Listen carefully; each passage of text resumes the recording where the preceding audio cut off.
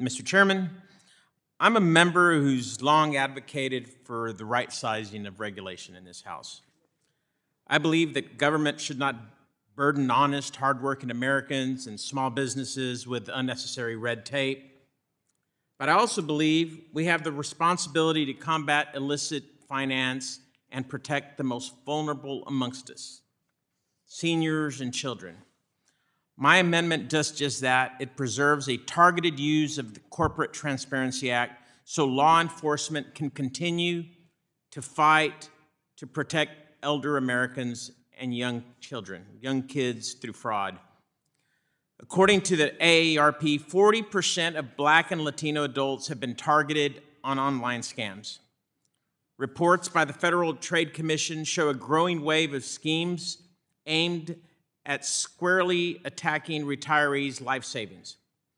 These criminals impersonate trusted government agencies and legitimate businesses, hard to detect for even some of the brightest.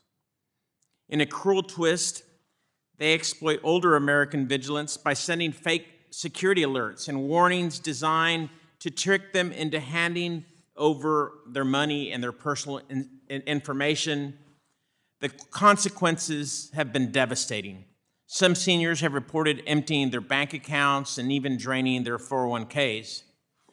And the scale of these losses is accelerating. According to FBI's 2025 Internet Crime Report, older Americans lost $7.7 billion to cyber crimes just last week, an almost 59% increase from the year before. So we're moving in the wrong direction. And this hits home. In Texas, we rank third in the nation in the number of fraud complaints, with almost 12,000 cases and almost $500 million in losses. These are patients, these are our parents, our seniors, neighbors. The people that are being exploited and targeted are the most vulnerable in American society. But this crisis doesn't stop with seniors and young Americans. It's increasingly targeted at all of us. Victims under 20 reported hundreds of millions of dollars in losses, often through social media scams, gaming, fraud, and peer-to-peer payment platforms. These scams are sophisticated in nature, predatory, and growing. And let's be clear, these are not isolated bad actors. These schemes are tied to transnational criminal organizations, including drug cartels and terrorist networks that exploit weaknesses in our financial system and move to hide illicit funds.